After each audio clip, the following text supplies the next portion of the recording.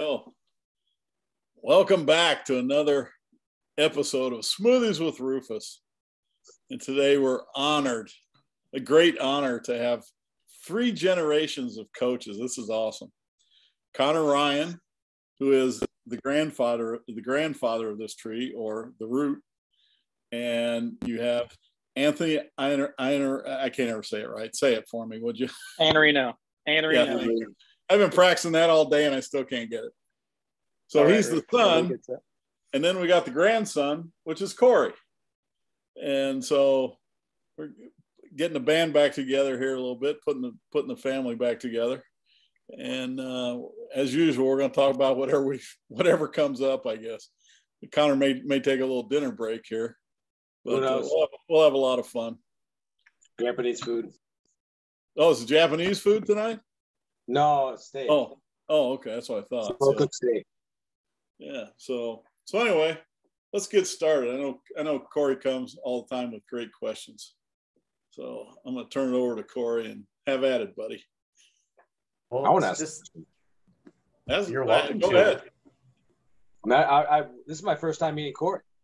I've heard about him, but I know more about Rufus than I do him.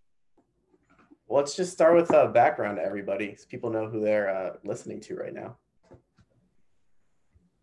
Connor, lead us off. I guess my name is Connor Ryan. I know this group from IFAS, interning with Bill Hartman. And so that's where the family tree starts, really. I was fortunate enough to be with Eric Cressey in 2009. And I would go back and get a lift in every once in a while. And Eric's like, hey, where are you going to be doing internships? I'm like, I don't know. He goes, hold on. Call Bill. And he's like, you're in next summer. I'm like, sweet. So that's where it all started. I'm very grateful to Eric and, kind of go through the family tree of strength and conditioning coaches. We all started there, really. And then with Mike Boyle and Eric Cressey and Jeff Oliver at Holy Cross. And that's where I met Jeremy Frisch, and it kind of went crazy from there. So I went to PT school at UMass Lowell. After that, I worked with Charlie Weingroff in New York City, where Cory is, and moved on to Arizona to work with Alan Groover, which is a blast. Then Alan moved on, and happy for him. And I was fortunate enough to be friends with the Dimebacks, and they kind of hooked me up with the Arizona Coyotes, and I got the job there. And for the past 4 years, I've been there, and now I'm back at Cressey Sports Performance. Man, that's coming full circle, basically. Yeah, it's pretty amazing. I feel very lucky. God dang it, you mentioned the name. Oh, did you have Frisch as a athlete? Is that how you met when he was an athlete? You know what? When I was an athlete in college, I played baseball in college, and Jeremy was one of my first functional strength coaches. He was in Auburn. Yeah. Okay. I mean, he's old. He's so old. Let me tell you, he's so old. He looks young, but he's not. Jeremy was amazing. Amazing energy. It just comes from a great background of, phys ed and long-term development. And you guys are going to get along very well, Rufus. Cool. I can't wait to have that conversation. It'll be fun. Anthony, tell us a little bit about you. So listening to Connor, it's kind of, I just feel like there's so many running threads through this community and this line of coaches. Because honestly, before meeting Connor, when I went out to be a student, I heard his name, and feel like there were so many different places our paths crossed until we finally was able to go out and learn from him for 12 weeks in Arizona. But I'm a physical therapist, strength coach. I did internships. Kind of my career started. Fortunately, figured out I was 10 minutes down the road from Donskov Strength Conditioning, Anthony Donskov, who's a phenomenal strength coach, even better mentor in person. And this was, kind of getting into this field and realized, this is this pretty good place that this guy knows, who Mike Boyle is and knows that. And that was something I was, reading and getting into. Went down there, had a phenomenal experience with him. The next summer, went out and interned at Mike Boyle's, and got to live in the intern house there. Met some great people, got some great reps and coaching experience in the Boyle family. Worked University of Dayton as a student assistant with our athletic programs while I was an undergrad, and then kind of had the choice of, do I want to go, into collegiate or strength conditioning, go the grad assistant route, or go to physical therapy school, and decided to go to PT school, which was just a great choice just to be able to merge the medical with the performance side for me. So I ended up going back to University of Dayton. While I was there, I got to intern with Bill Hartman. I got to intern with Connor, and then came out to a startup clinic, Rehab Reform, out in Maryland, and ended up taking a job out there after school, and was able to grow that company and grow a lot of the culture out of R2P, have Cory as my student, and then just recently got the opportunity to move on with the Washington Wizards basketball team to be a performance physical therapist for them. Awesome, man. We got some lineage here, boy. So proud, so proud. Hands deep. I like that shirt, Connor. Hey, big mama. Good stuff. Let's start off pretty general, because I think it's interesting. You both have experience in like outpatient physical therapy and in pro sports. So just wondering if you guys could just give us a rundown of how those experiences are different, and like kind of the pros and cons in your opinion of each of those. I talked to Anton. I called him Anton when I was mentoring him. We had to give him a hard time. And what do we call you? So I was like, Anton. We settled on Anton. I'm not sure what the iterations were before, but Anton worked. It was Nick Valencia, and I made the mistake of showing displeasure at that name, and then it immediately stuck. That's right. Yeah, exactly. I could see Nick's big smile. I miss that guy. Yeah. So I want to hear from Anton. He's you are new to this still. It's still, you're kind of absorbing it still. For sure. And like, this is a conversation I had with you, I know, Connor, and then I had with some of my colleagues with the Wizards, and just thinking about like, and I've had sense with, several like young clinicians or students who are looking to get into, the pro sports realm or a different realm. And really, when you look at it, like the worlds are so different, and what you're thinking about as far as being like a clinician, the way you express that in those different settings are very different. And something I'm thinking about my trajectory of being in, an outpatient clinic for almost 5 years before going into a different setting, is like, I think that experience is vital. Like, I think you hear a lot in the industry of like the constraints of working in insurance-based therapy, the high volume, the rates of burnout, and the rates of not being able to do exactly what you want to do and have the time with patients. But I think having that experience and seeing that volume and getting that repetitions is absolutely imperative to you building your skills. No, you may not have as much time as you need. No, you may not have the equipment, but just like we learn anything, like having constraints is what leads to better creativity. It can lead to better problem solving. It can lead to you having better understanding of patterns. So I think having that time where you're seeing a high volume of patients, obviously doing it in a setting where you're having mentorship and having, a focus on quality, but getting that time and getting that experience in your belt, I think is really important if you're going to go to a different setting where there's more of a niche, whether it be, a cash-based practice or whether it be a lower volume specialized setting, because you need that experience to draw on. Because where I'm at now, I'm not seeing many people a day, and you're seeing the same people over and over. And as Connor could attest to, like, you're not getting varied repetitions. I'm understanding what it's like to work with people that are above 6'7", most days. So those anthropometrics come with special qualities. They're, everyone's between the age of like 23 and 27. So it's like, okay, I'm seeing only that population. And you're seeing kind of the same acuity of injuries and understanding the same patterns within an individual.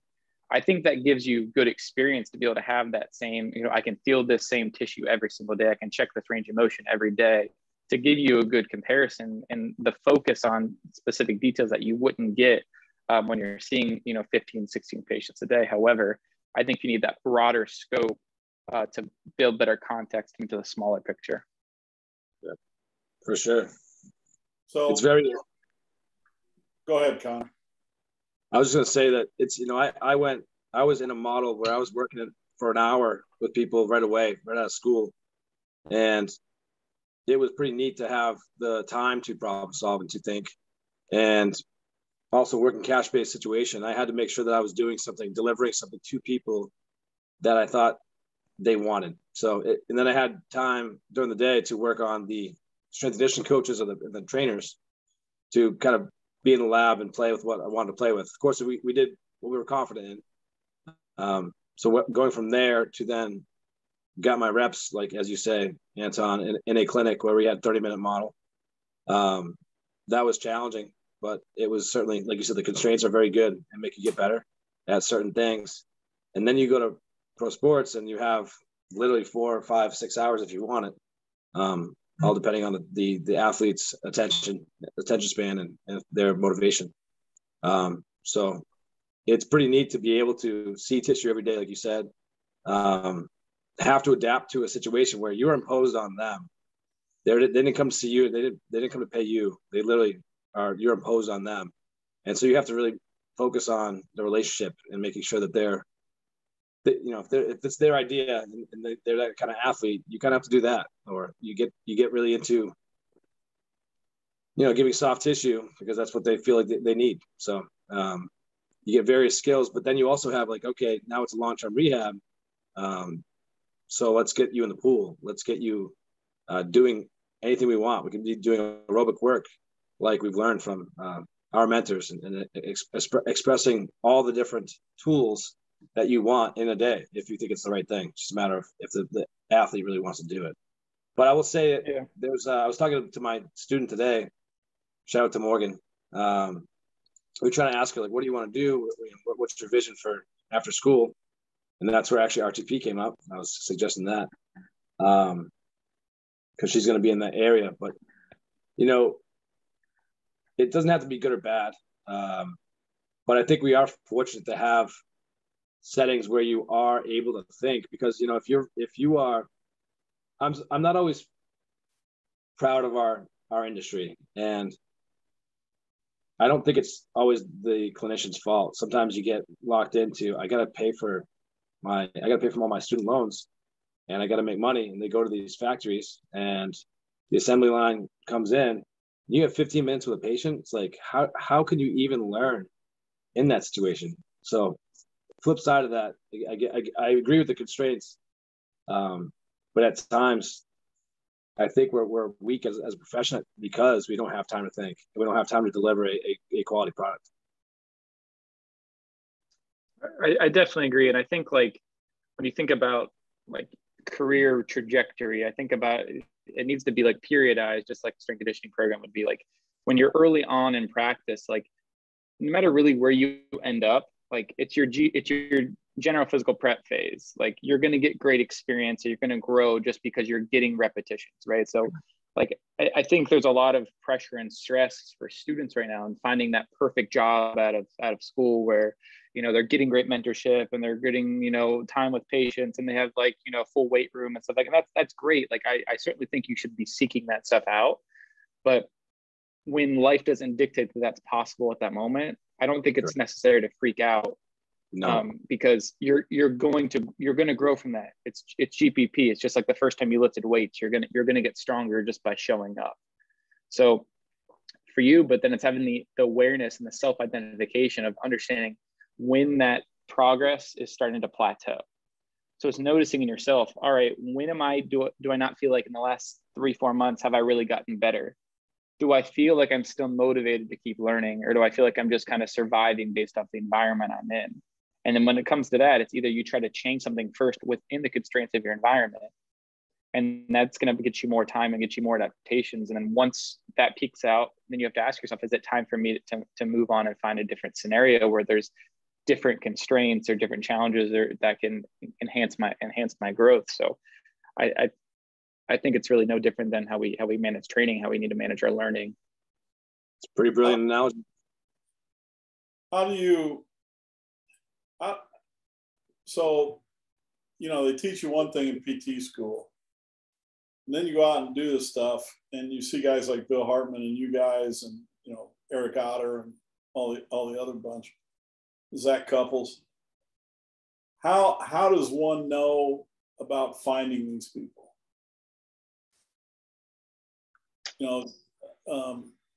For me, I started with Eric Cressey, like listening to reading T Nation, and I saw Boyle on there and Eric Cressey, and I'm looking, it's like they're in Massachusetts. Like, are you kidding me? We're so lucky. I'm from Auburn, Mass, and so they're literally in my backyard. And then from there, that's where the network grew. So infinitely grateful for those people, and just lucky we have them right here. You know, there's a high standard of learning out here, and that's the thing that, you know, Eric's standard of learning was something that was just, it rubbed off on you, right?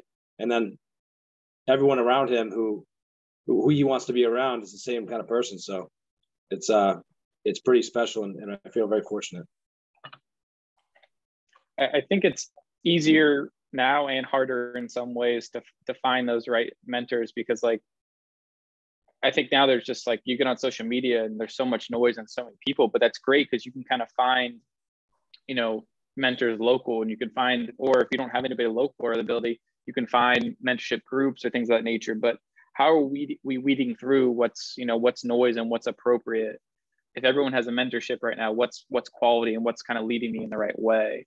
So I think as the consumer, we have to hold our mentors to a high standard and hold ourselves to a high standard of what we're taking in.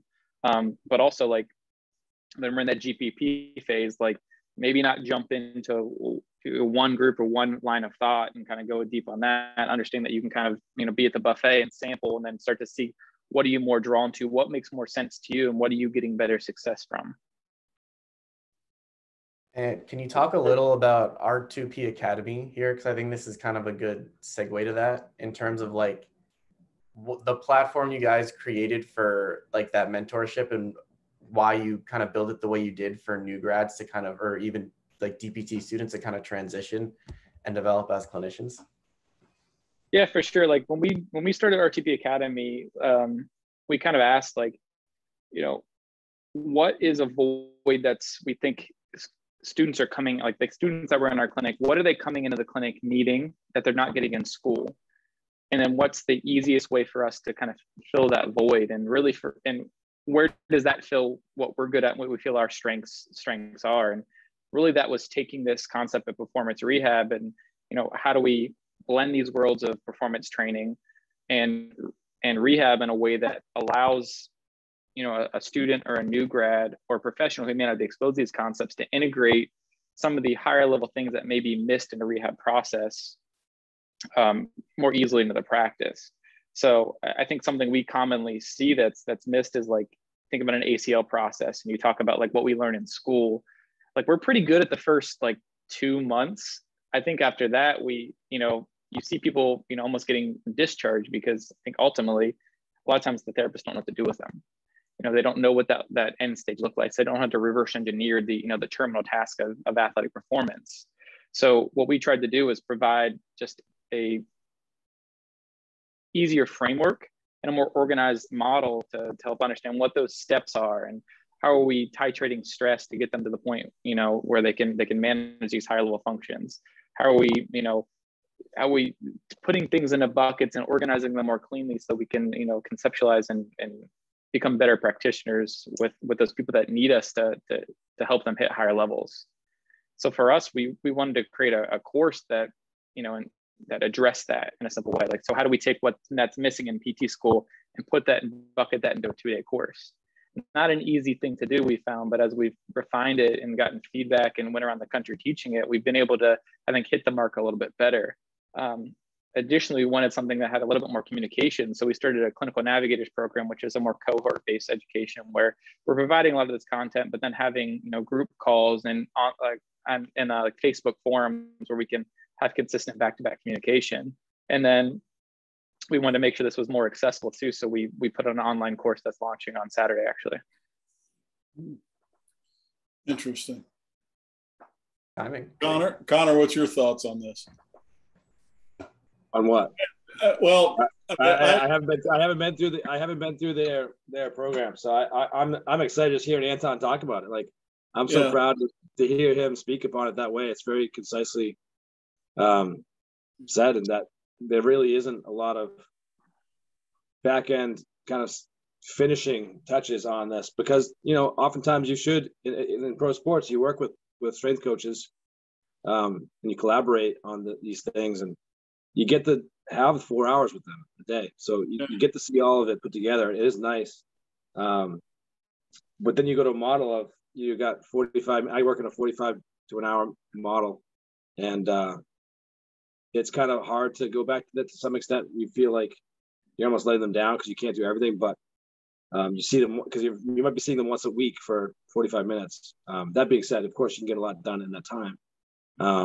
It's just not the exact same. So that's where I'm fortunate enough to be pushed in this model, and we all have to adapt. So it's fun. So I got a question. So when I was in rehab last year, it was an hour, right? And the first hour, they had me do the same 3 things for the first hour. The second hour, they had me doing, here, hold this 15-pound pole out here for 15 seconds and do it 15 times. Why am I doing this? I can't hold it one time out like that, And so it seemed to me that the last half hour of it was just filling time to just so they make more money. Okay. And so, I mean, we weren't doing anything. I mean, I finally told them, just let me do this half hour by myself, because they had some machines, they had some med balls and stuff. Oh, okay. You know more than me? Yeah, I do know more than you about this part of it anyway. But anyway, so, it was the only thing that was a progression in the first half hour was my walking, right? And then once I could walk, then, it was just practicing walking. Okay, I get that, right? But then we would do the muscle stem, and I forgot the other one, but there was something else that we would do. And okay, but isn't there something else we can do or something? I mean, this went on for like 8 or 12 weeks. I can't remember. And it just seems like there should be more to it. As I look at it as a coach, the rehab people say, okay, you're fine to go back to play, but he's not. We got him back to where I would get back to. He can stand on one leg or whatever. That doesn't mean he can put force in the ground or anything like that. So, and that's kind of where I see what you guys do. And this is just my opinion. What you guys do is being it's hard to hear that. It is hard to hear that because it's home, because you're part of our family, and to feel like you got shortchanged a little bit. I didn't work in a sniff or anything like that. I worked in acute, and we did a little bit of neuro. And I remember working in acute and being like, this guy, they're trying to stand him up, and he's like, the guy's looking at the ground, and they're trying to stand him up. And I didn't know anything at the time. I'll admit that, but I was like, don't you think we should maybe take time to rub his pec minors and do something to get him a little more upright? They're forcing him to step. He's like, oh, and I'm like, they're like, nope, walk him. I'm like, why? This is so stupid. I felt, it was. I didn't work in that situation. I'm certainly not an expert, but I still think it was a little bit backwards.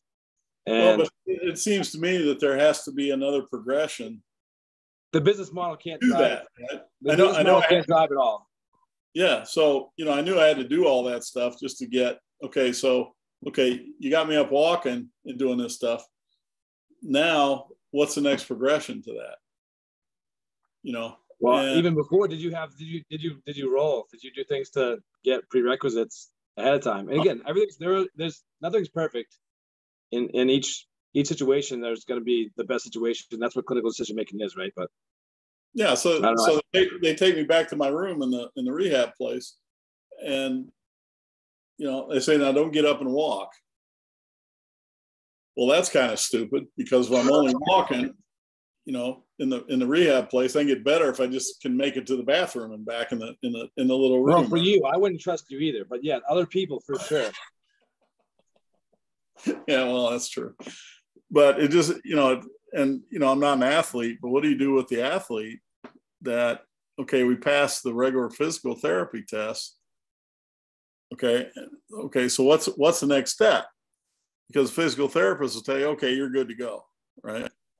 But from what I've seen you guys do, and from what I've learned, is there's another step beyond that you need to go back to play in most cases. See, and so that's kind of my question. There's a, I don't know if this makes sense. If it doesn't, cut this out, Cory, but you know, how does one find that next progression or learn about the next progression? So I'm a new physical therapist. How do I learn about, you know, what else is there out there? You know, how do I get him back? You know, he used to jump 30 inches. Now he jumps 12 inches. You know, sounds like that's what R2P Academy does. Yeah. Is that true, guys? That's a big part of what we're trying to do, is create kind of that criteria-based approach that allows you to at least see what the terminal task is and how, you know, meeting criteria along the way can help you increase the probability that someone's going to be ready. So I think for us, we always talk about like beginning with the end in mind and reverse engineering the end stage goal. And I think that's where physical therapists need to start, is like, if you don't understand really what the sport demand is, and like really look at the kinetics and kinematics of, you know, a cut or of jumping for a dunk, you know, if we don't understand what that really entails and what forces that has on the body, then we might think that, you know, doing a Y balance test is a good proxy to say that someone's ready. You know, rather than looking at, all right, what are these plyometric progressions? What are these, you know, speed and agility based progressions that really, you know, we can't work our way around unless we expose them to that type of stress. So that's where I'm such an advocate of before you can practice physical therapy, the thing you can do is train people. You can be a strength conditioning coach. You can be a personal trainer. So getting yourself exposed to that healthy population, what that means to progress somebody that way, then gives you that context to when someone's injured, because the principles remain the same. We just layer on that medical knowledge on top of that. But again, the coaching, the motor learning elements, you know, what we're doing from monitoring and managing stress, the great exposure, it's all the same. It just has to be layered into the medical model.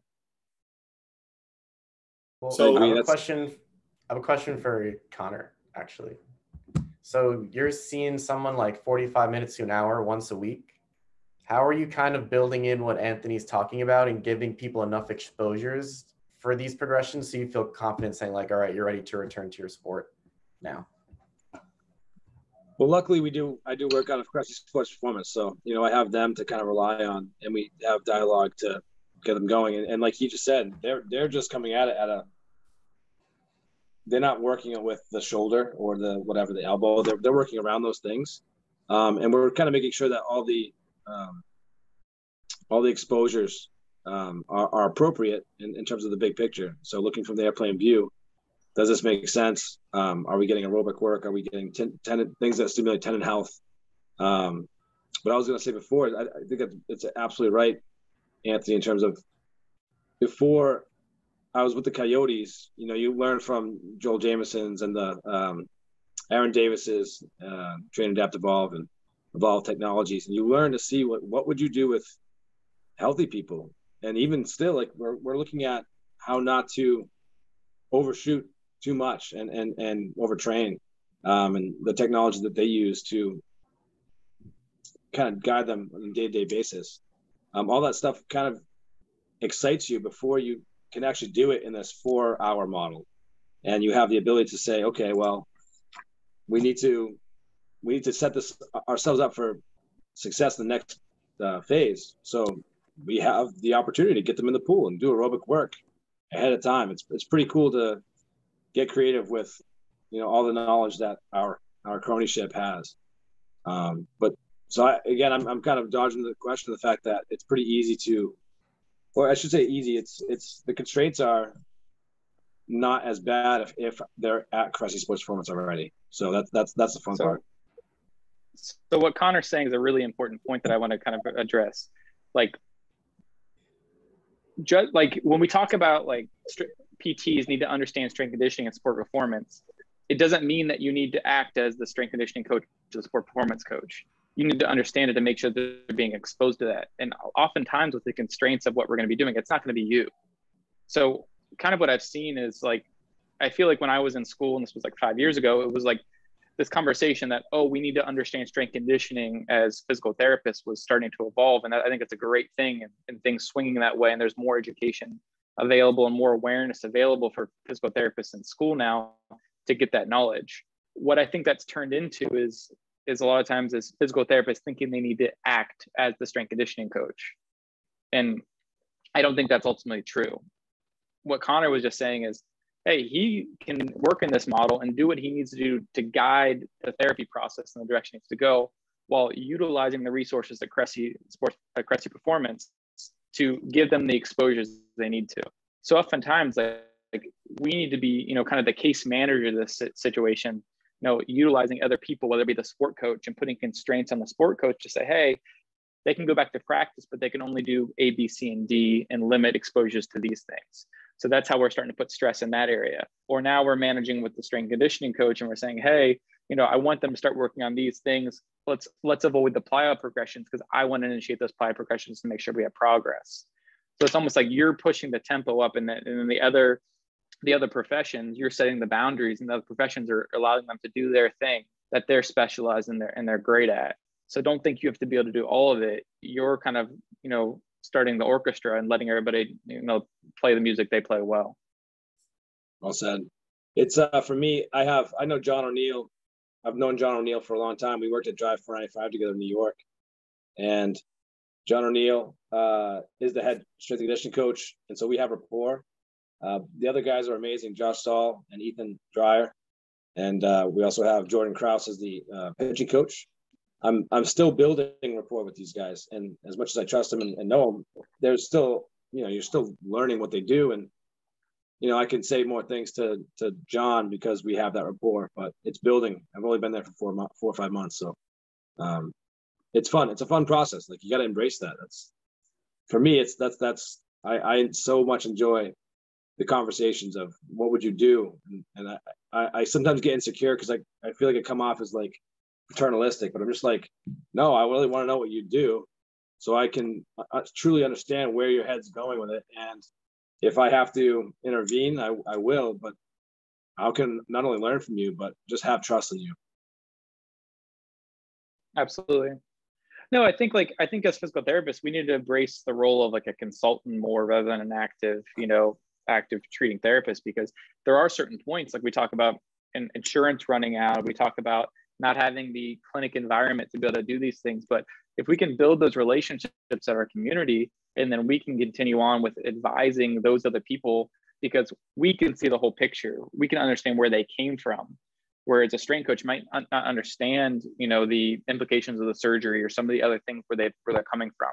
We can understand that to drive the progression forward, but we don't necessarily need to be doing that ourselves, like I was saying. Or we can get someone back to sport practice earlier if we have a relationship and if we have trust with that coach to understand that, hey, you're not going to go outside these boundaries because we've had conversations and there's an understanding here of why this person can't do this. Those are the type of things that can buffer and fill that gap of stress from getting back to play from what we can do within the walls of our clinic. And I think that's way more important. Being able to manage that and understand that process is way more important than understanding the next exercise progression you can do, in your clinic walls. So I think that's a really good point, because as much as we like to think what we do is like super important and is like the main thing, a lot of times kind of what we're doing are like these like more lower level activities. And then people are, going out, living their lives, they're playing sports, doing all this other stuff that's kind of adding to the fuel to the fire, so to speak. So like a lot of times it's less about, like you're saying, picking the right exercises. It's more like giving the person the full view of like, here's what you're managing right now. Here's what we can do in our setting, but here's kind of what we need to do in the other realms to make sure that you're progressing and what you're doing outside is not interfering with whatever the rehab process is. For sure. And like the way I see my job, like in pro sports, is I want to work with the athlete to limit the number of restrictions that the strength coach has and the performance coach has as soon as possible so they can do their job. If I can get that stuff done faster and I can give them a wider toolbox to work with, the athlete's going to get better, whether it be from, a reconditioning standpoint or from just a skill development standpoint. The more constrained they are, the more, they can't work within the realm of what they should be doing. And I think that's what we need picture ourselves as too. It's like, we're part of this puzzle. We're not the whole thing, but we need to limit them and get the constraints off as soon as possible. So do you find that your strength conditioning coaches are becoming more accepting of what you're recommending to them? Because For me, are you asking? Well, I'm asking either one of you. So it seems like when I first started, the rehab guy couldn't talk to the coach, you know, and the coach couldn't talk to the rehab guy, right? Well, so the way it sounds to me in my head, that the relationship is becoming better because you know what he needs, and then you can translate it so that the coach can understand it, and then he goes about what he needs to do to help you, and you do things to help him to get it back. Is that getting better?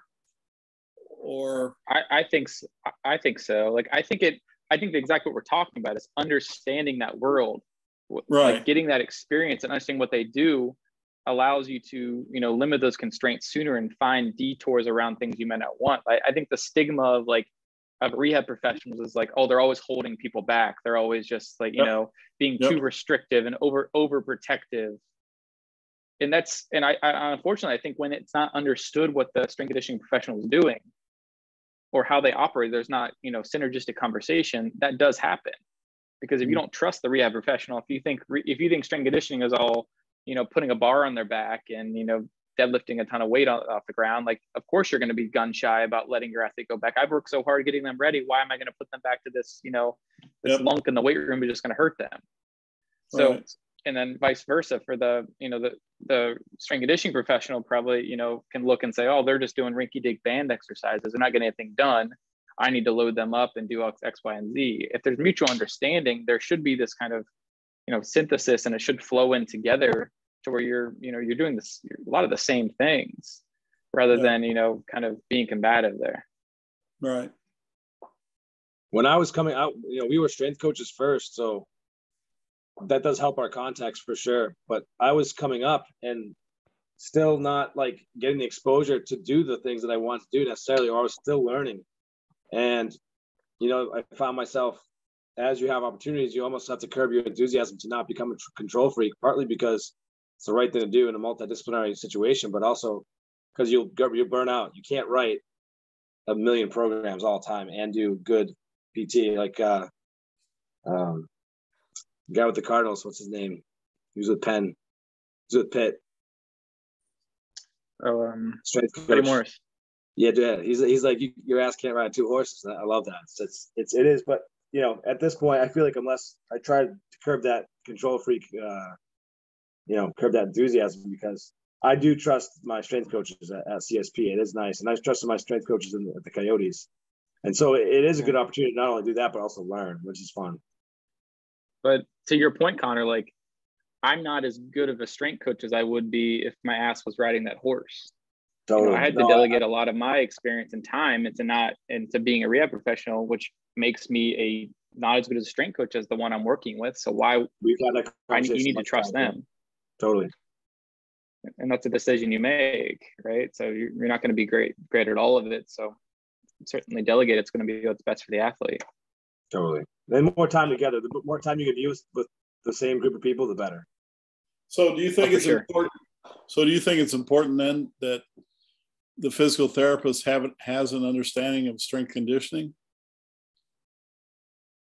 No, 100%. I think it's vital. Well, because really, again, understanding. Go ahead. I think you hit the nail on the head before, whereas like PT gets a rap as like rinky-dink band stuff.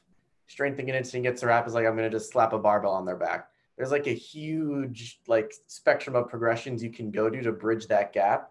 And as a physical therapist, the more you kind of understand that progression, the more you can kind of fit people where they are on that progression and build them back up to whatever they want to get back to faster.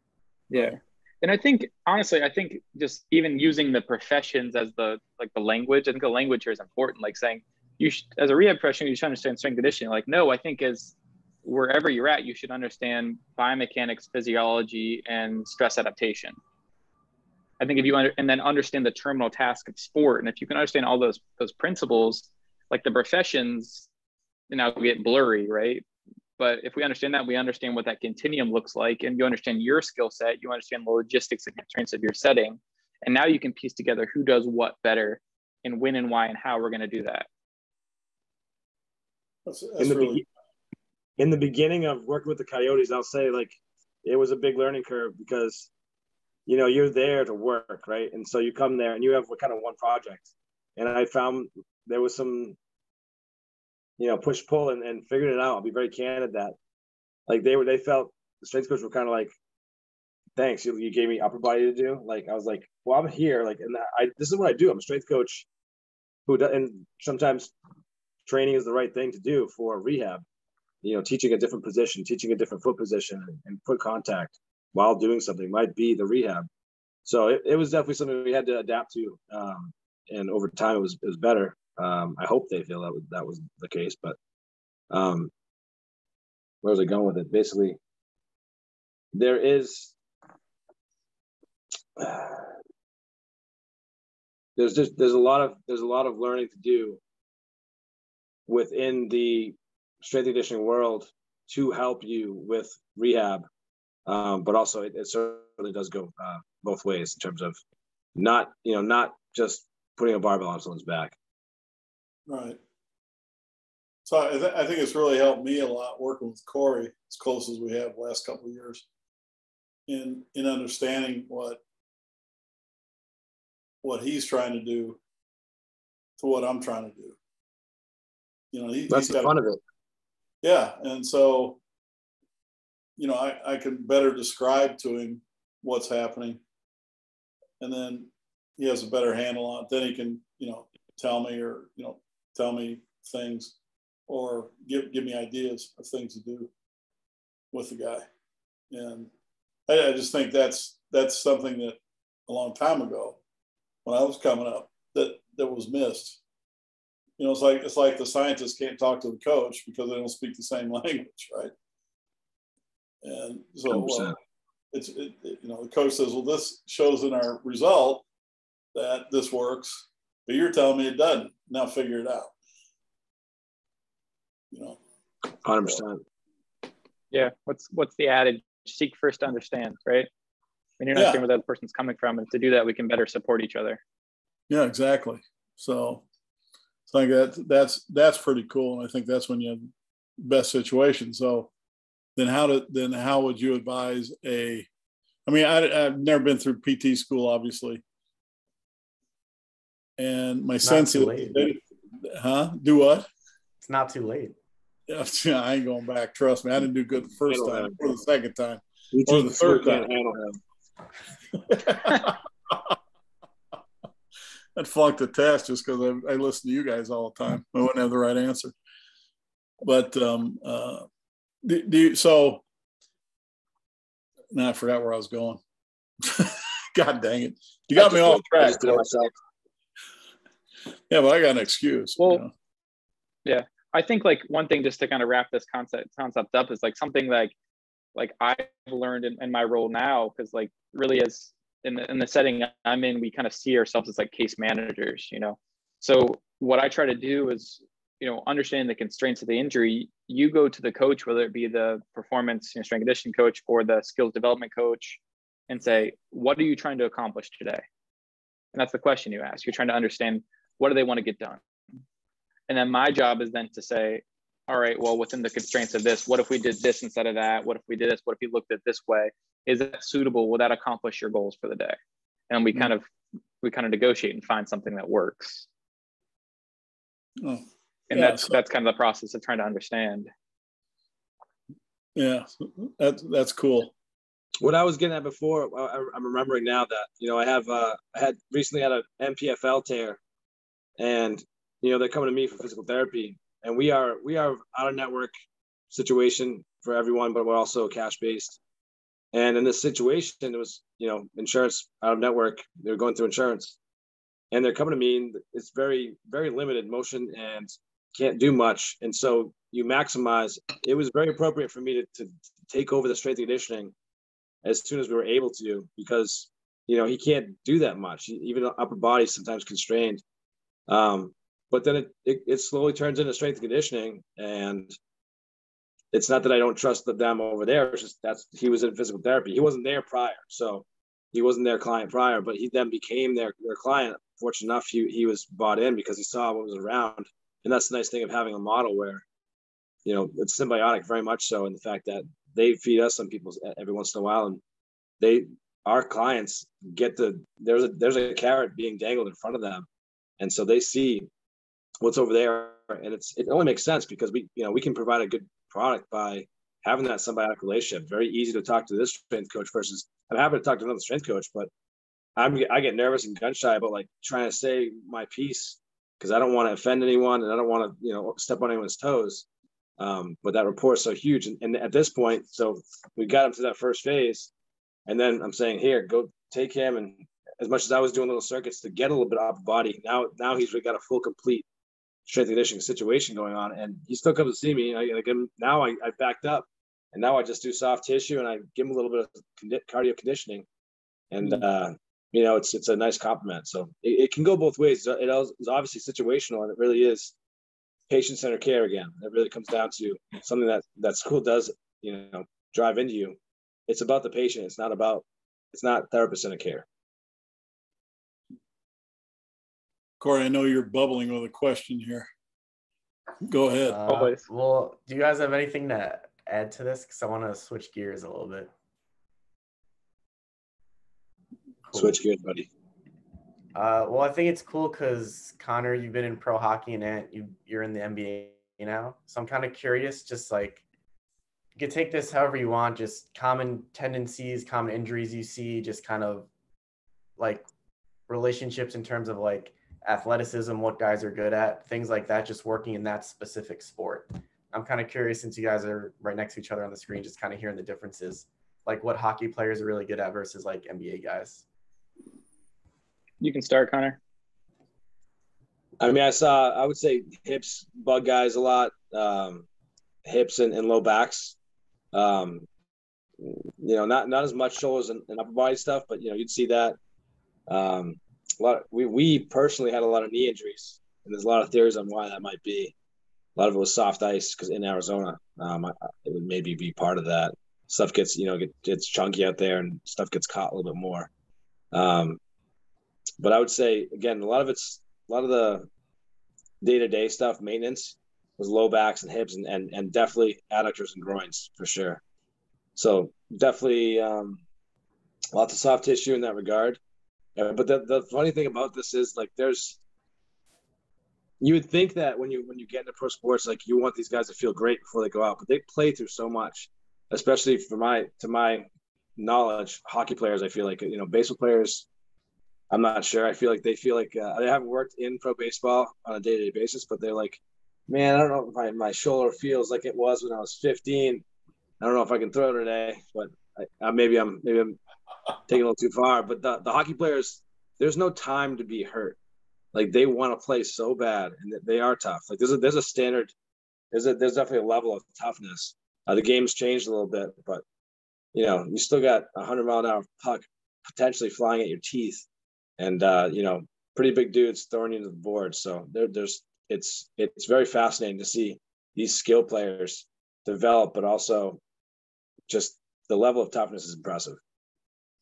So where do those lower back, I don't know, injuries or you know, on hips, where does that come from? Is that the result of the demands of the sport? Is that because it's a lot of volume? It's a lot of time on the ice and just a lot of eccentric. You know, you're not only just the stride. You're in a flex position, extended posture, and really you're asking your adductors to work pretty hard. Not only that, but change of direction. You might be and even you know, change the direction of a basketball player. If you're going left to right, your left adductor is slowing you down, in addition to your right side decelerating for you. So I don't know if you see that, Anton, a lot, but definitely in a hockey setting, I see a lot of it. You see it a lot when, and to speak on it, you see it, lots of groins in camp, right? So the intensity goes up in camp. They've been skating all summer, at least a couple times a week. But the intensity goes up and the conditioning really starts to hit. And the groins are just, every guy seems to be on the table at that time trying to get rid of that groinitis. So is that something because they grew up mostly doing that because the hockey seasons are so long when they're young? Or potentially, when we played, it was a season that you stopped and you go play baseball and you go play another sport. Dr. Wazlewski, our ortho, he was amazing. He always gives out the stat, like, out of all the 500 game winners in the MLB, 90% are from the Northeast. Why is that? Because they played another sport. They didn't throw all the time. Hitters came from the South, but throwers, they weren't exposed to that. But what I'm speaking to is more, I think that that intensity goes up and the volume goes up in training camp, but then they adapt, and they're not in these like perfect patterns that we thought were the most amazing thing in the world. They are. Doesn't mean that I'm not valuing those positional type of lenses, but they adapt. Like, their groins adapt, and they don't have it all season for a lot of these guys. And when they do, you look at the things that we need to look at to mitigate the process and make sure that they have a movement efficiency and movement variability that allows them to, buffer those stresses. So you think some of that's because they don't skate at high intensity during the off season? Yeah, there's different skin in the game, right? When you're right. Playing, it's almost like pond hockey in the summer versus a couple days a week, but then the volume just has to go up because you're playing 6 days a week. You're practicing 3 and you're skating on the ice for a game 3. If they're playing pond hockey in the summertime, I hope they're good swimmers. Yeah, no, I'm just saying the pace is much more relaxed. And again, they need that time off. They need that time off. That's also important, right? You can't just skate all the time. Yeah, right. I get it. So what about you, Ant? I think for me, like, it's probably just, ignorance or bucketing something in my head earlier on. But like, I thought there was going to be a lot more kind of like homogeneity and movement signatures between athletes and basketball. Like, I think you kind of have this model in your head of like, oh, you have these super elastic, tendon driven, like stiff foot and ankle individuals. And you certainly see a number of that. But I think the biggest thing for me is understanding that there's a lot of variability and a lot of difference, but even of people of the same position, how they express movement and what movement options they have available to them and how they go about achieving their task. So for me, it's honestly not even, it's less about like, oh, this is the common stuff and more about, there's still so much individual expression and so much, difference based off the constraints of the individual, that even though is a much more homogeneous sample than the general population, it still has to be a very much N=1, kind of bucketing people in you can bucket into certain archetypes still, just like you would in a wider population, but you have to treat it very individually because, these guys figured out complex solutions and they figured out what the constraints of their body and they do it better than anybody in the world. So the number of solutions and the way they figured it out it's impressive. But now we have, just like Connor was saying, like, we have to do this through non-ideal scenarios. Like, we have 5 games in the next 8 days coming up right now. Oh, wow. So like, you have to make sure that you can manage that type of stress on the body. And, and then for us, it's understanding what that movement profile of the individual is and kind of assessing, like, kind of like you would think about, like, let's say someone's optimal blood pressure, right? So I have this window of, okay, this is a healthy blood pressure. Like, when I'm at rest, it should be here. When I'm at exercise, it should be here. So if we're looking at the movement profile of an individual, whether it be like the range of motion on the table, their tissue texture, the way they do kind of baseline, simple profiling movements, like a squat, a hinge, a single leg RDL, things of that nature. Like, we kind of have this bandwidth that we say, all right, this is within this person's healthy variation. And what we need to monitor is over the course of, when the stress is is, you know, getting cycled over a long season. It's like, are things shifting outside of the bandwidth one bigger than another? How can I shuffle things back to kind of this healthy preset baseline? So again, it's less about, you know, the common and more about what is that profile of that individual? What is kind of a healthy bandwidth for them, and how do I maintain that over the course of the season? Do you have like a set? Do you have like a set profile that every athlete gets, or is it individualized? Like this person, for this person, I know XYZ is going to be really important to track. For this person, it may be like QRS or something like that.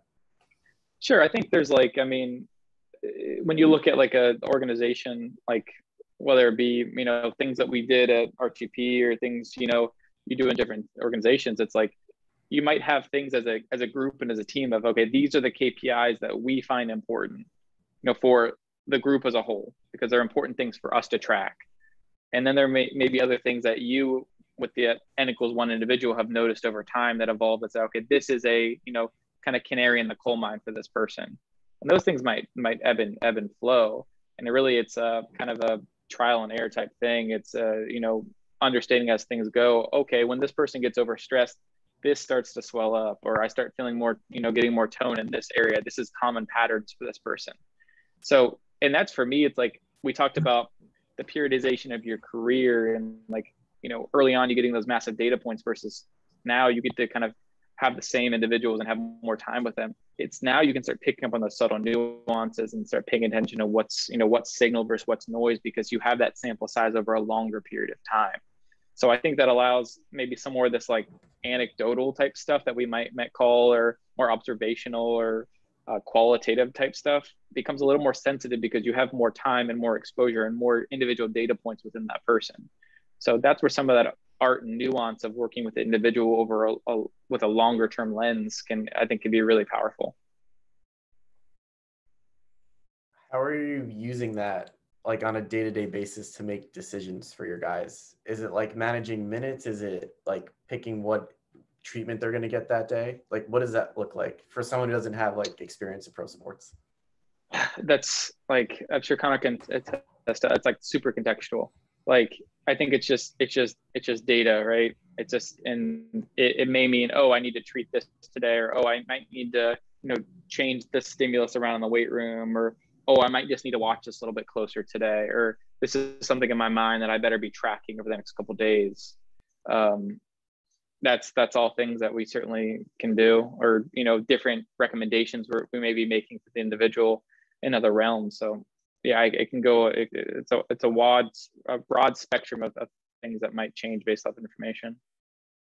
For me, we had, you know, JP Major was my head strength coach, and he's fantastic at intuitively knowing how much you can stress guys. But then we had a transition where the organization wanted to bring in sports science, and we were lucky enough to have Devin McConnell, who's a very experienced and very good strength coach, run some of the data and also help us make decisions of with the data. You know, what are we going to do? And it was a lot different than what I thought it would be when I was learning about, you know, from Charlie Weingoff and Patrick Ward about Omega Wave.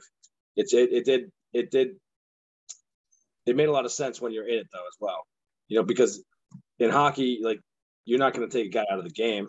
You're not going to sit a guy because of that, but you might, you know, mitigate some of the stresses by, you know, not doing a big lift, or not asking, please coach, can we not, you know, practice as hard for as long? Those things might make sense. Again, contextual. If it's a vet, you might be able to ask coach, hey, can we keep this guy out of practice and just give him a treatment day? But that's just kind of how that ran for us. You know, we, again, very lucky to have Devin McConnell as our sports scientist. To my knowledge, I don't think they have as many sports scientists in the NBA that are, you know, as seasoned vet in strength and conditioning.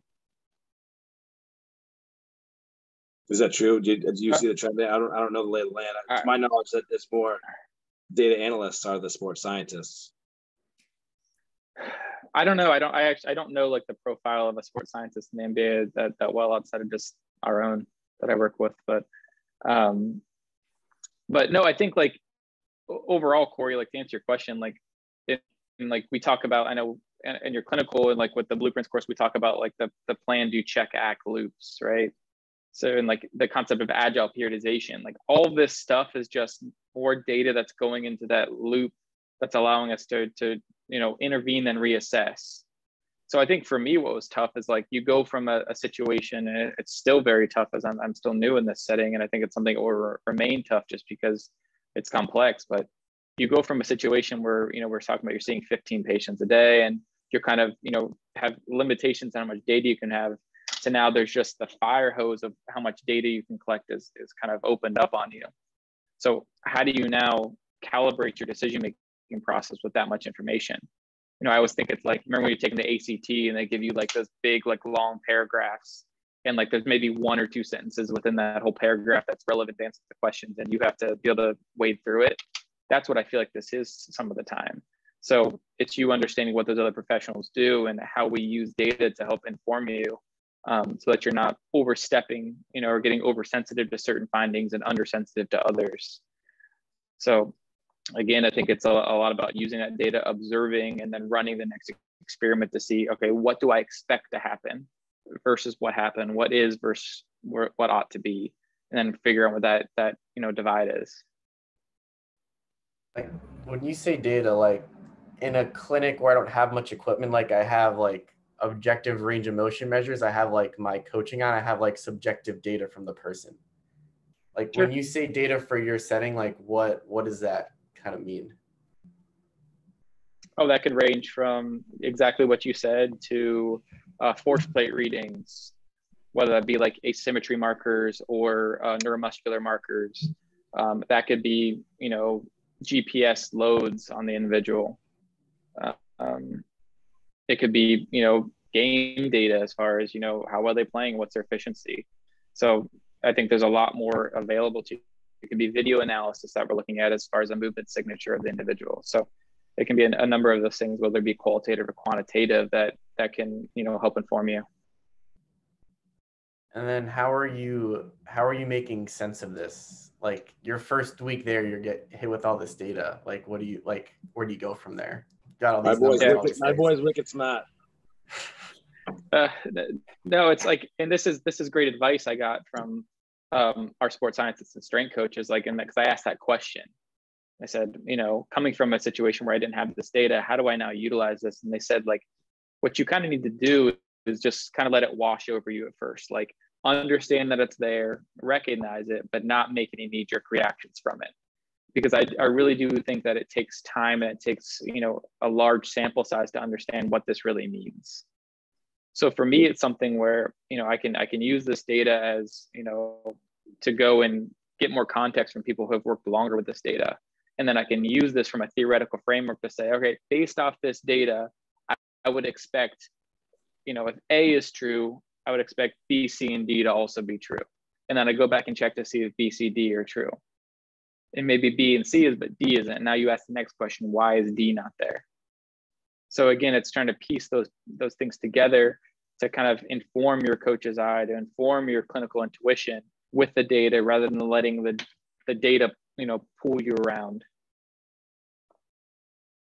What are your big takeaways so far, now that you have access to all this data and you've had just years of experience just developing your kind of other skill sets? I think it can be super supportive. I just think you have to not throw away the rest of the stuff, because I think your clinical intuition can be very powerful. And I think if you let the objective data override that at times, there's a lot of noise involved in that stuff. So it can get confusing really quickly. I think it's a piece of the puzzle. It's not the puzzle. And just like anything else, like I think, thanks, Dad. No, I think within the context of things, it's like you have to understand that, like, that's the decision you're going to make whenever you make it has to be multifaceted. Just because you added a few other pieces of the puzzle doesn't mean that the geography of the puzzle has to change, if that makes sense. That's cool. Ask the question in a year too. It'd be interesting to hear his answer. For sure. Anything you want to add, Connor? Nope. I can't speak on that as much. He's good. He's a better person to ask at this point.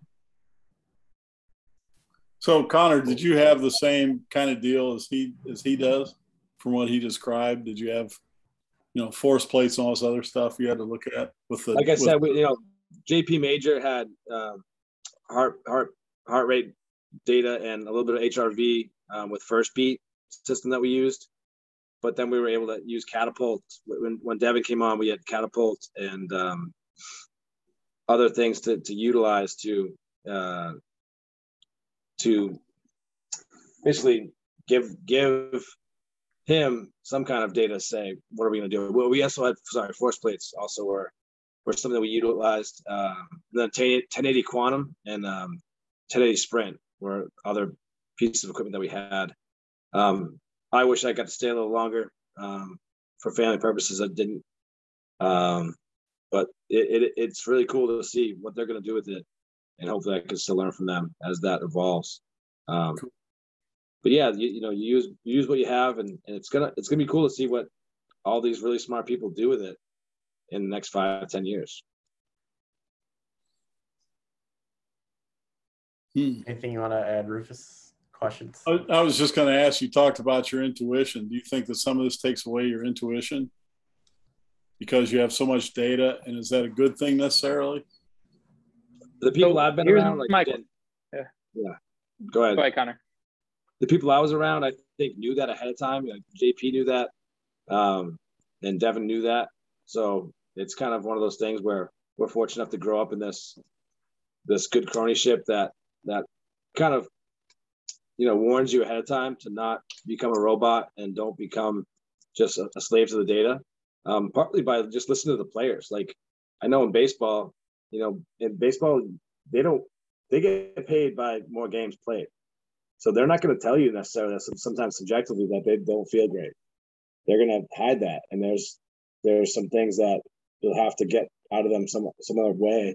And that's where trust and making a relationship with the players is really important, because if they're scared to tell you something, how can you even help them? But if they can say on the side, like, hey, I'm feeling this or that, well, it's not that no one needs to know that. It's just like you can give them perspective that that's okay, or hey, we do have to tell someone.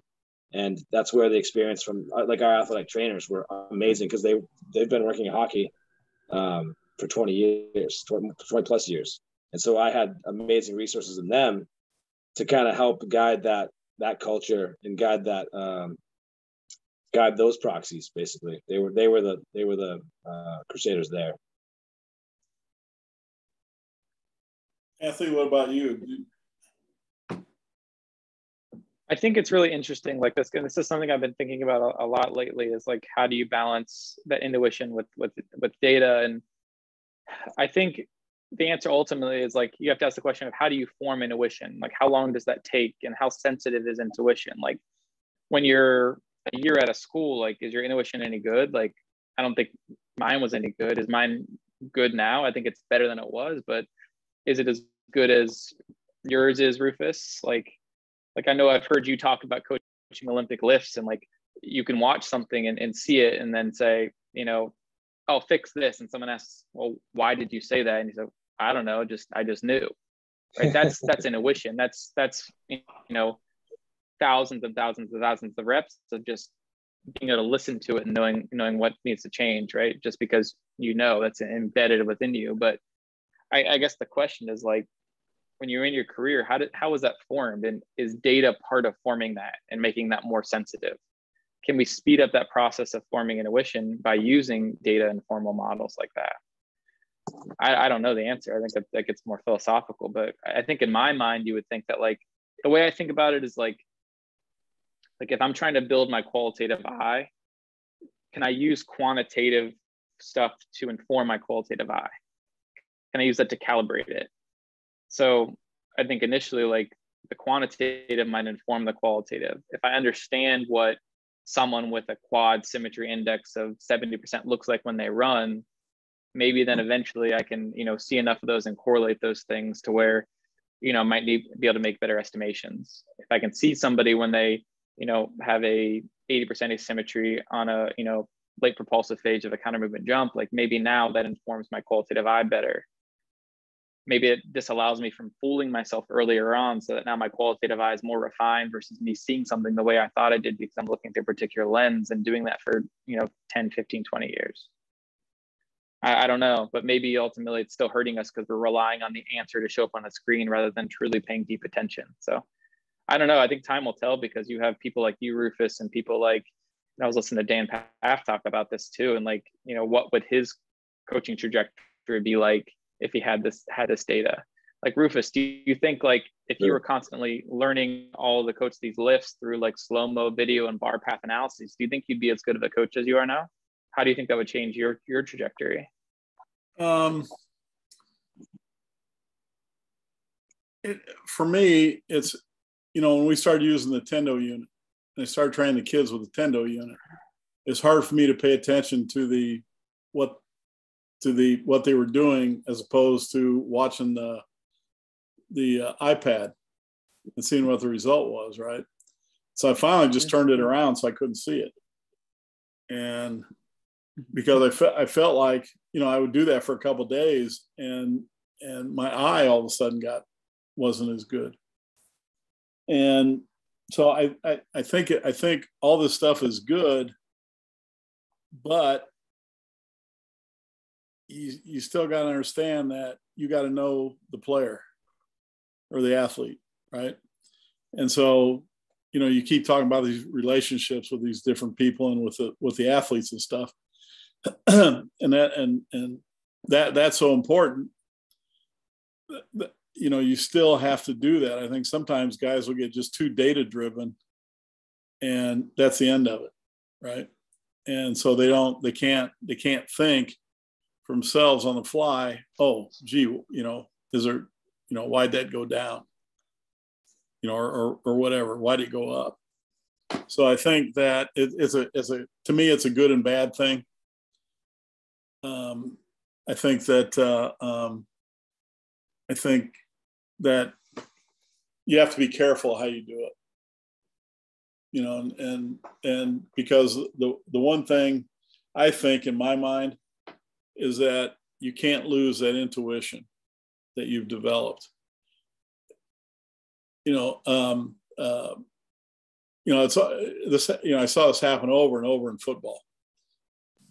Run one more play, and that one more play, that's when the guy gets hurt, right? Sure. And you lose your best player.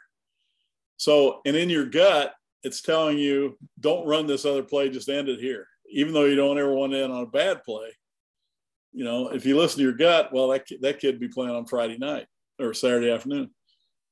But because you ran one more play, the kid's out for 6 months or whatever. And so that's kind of the intuition that you need to have, and I think that if you come up learning data like they do now, then I think it's harder to develop that intuition. The pendulum will swing, right? Yeah. That's the good news, is that the mistakes that are made now, and you reflect on it, you'll see the pendulum swing back the other way. It's just a matter of if everyone's on the same page, front office versus GM and then the coaching staff and the operation down below. And that's why I appreciate your I'll say this real quick, Anthony. That's why I appreciate your two guys' journey, because you've done this in a 15-minute clinical setting, and then you expanded, and then you went to the pro sport. And I think that's very, very important that people don't understand that journey and how you've had to adapt for each one. And Rufus, I love that you say that, because I think this concept, like, while we're talking about it in the concept of like, oh, I got all this much more data and I have to make decisions based off all this stuff and have these tools available to me, like, we'll get lost in translation, because the same thing happens in a regular physical therapy clinic, because yes, the data is now just the research, right? So now we're looking at these meta-analyses, we're looking at these Cochrane reviews that are taking large scale extrapolations. And now we're saying, oh, 75% of people with low back pain, XYZ, respond to this. And now we're doing those things. And we're relying on that because we're looking for some sort of certainty within what we're doing. and we're missing the context, or we're missing the nuance of that care. It's the same thing. And like there's like a great article called Tolerating Certainty, Tolerating Uncertainty, the Next Medical Revolution. And one of the quotes in that is like that this need for certainty, which is going to be data, whether it be, you know, a meta-analysis or whether it be force plate readings, is really the death of patient-centered nuanced care. Mm-hmm. And I think for us, we have to be able to look at the N=1 reality in front of our face, but be able to zoom out and understand what that wide, broad lens is of, you know, the large scale metadata. So it's a tightrope act for sure. Yeah. And I know you have to go. I got one more question while you're on with Connor. Sure. What were your biggest takeaways having him as a mentor that you feel like set you up for success for the rest of your career up until now? How to give hugs to old ladies. No, but for real, Connor, that's actually what I'm gonna say. Like authenticity and vulnerability. I think Connor is one of the, like, and I'm not even talking to physical therapists, I'm talking about human beings I know, is one of the best people at creating connections with humans. And anyone who knows him will agree with me. But in the way Connor does it is Connor is so just unabashedly himself that it makes you feel instantly safe to be vulnerable and to be yourself around him. Yeah. So that's my biggest takeaway from Connor, is just to break that first layer of vulnerability by taking that leap yourself, whether it be making a joke about yourself, whether it just being, you know, goofy and singing or doing whatever you got to do. Like quick story about Connor. Like one of my like things that sticks with me to this day, and there's like hundreds of these things that are just patient interactions and things. We had this patient, and I started the evaluation because Connor was finishing up with the patient. And I'm going through this, like the subjective and going through everything. And the patient had Ehlers-Danlos syndrome. And like we're talking, and the patient's kind of like a tough cookie to crack, very quiet and shy and just kind of giving short answers. Connor comes over about like 30 minutes into our evaluation. Within like 30 seconds, Connor goes, "So how does your father feel about you having EDS, or feel about your disease?" Or something like very personal. And I was like, oh man, that's like, I would never ask that. That was super personal. And like the girl seemed a little bit like taken aback by it. And I didn't know how she took it. The next session, like Connor started the session off, and I look in the corner of the room and they're both like sobbing and like having this moment of like connection the next time. And I'm like, Connor just took the swing for the fence and just knocked it out of the park because he's willing to do that and make that connection. But see, I think part of that is intuition. You know, I call it like reading the room, right? He comes in and he makes a quick assessment of his patient, you know, by your guys' interaction. And he's so good at that. And so, you know, he can come out with that statement and get away with it. You know, if I came out with that statement, you know, I'd be fired, right? 100%. It's a gift he has. And I think like, it's something where you watch him do that and you realize like, he does these things because he's him, but the way that translates to me, who has a different personality and a different bandwidth to be able to do that stuff, is just, you have to be authentic to yourself, and you have to make sure that you're vulnerable to share and to lead in that way if you want to get the same thing from the individual and the patient. So one of many things I learned from Connor. That's why I call him the mayor.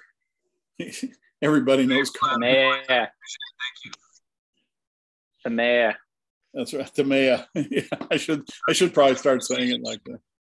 I can't hear you, Connor. Somewhere out of your speaker, I can't hear you. You hear me now? Doug could change it. That sounds like Dougie. But thank you. That's very flattering. Thank you, guys. Absolutely. So, gentlemen, this was a pleasure. Hey, thanks, Anthony. I really appreciate it. Yeah, I'll appreciate you coming on. I'll see you Tuesday. Absolutely, guys. Yeah, we'll talk soon. I'll see you next week, Rufus, and I'll see you soon, Connor. Cory, we're in Brooklyn next week, Cory. So let's try to get together. Perfect. All right. See you, big guy. Connor, you sound like you're talking into a can. That's good. Let's I think I'm turning into a pumpkin as well. So I think we're gonna get together in a couple weeks, eh? Yep. you got, hang on, I'll quit recording this. Hang on.